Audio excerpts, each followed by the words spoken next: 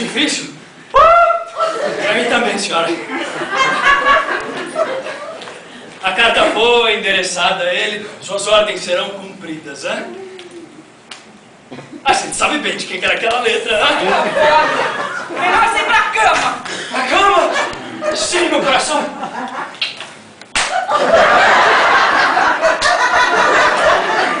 Olha, mas que são esses beijos, tá louco? Filho, teu familiar. Fica na sua!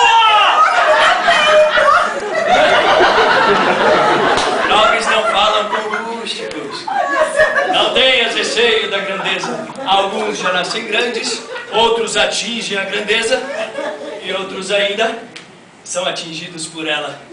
Se quiseres, meterás. Que isso, amor?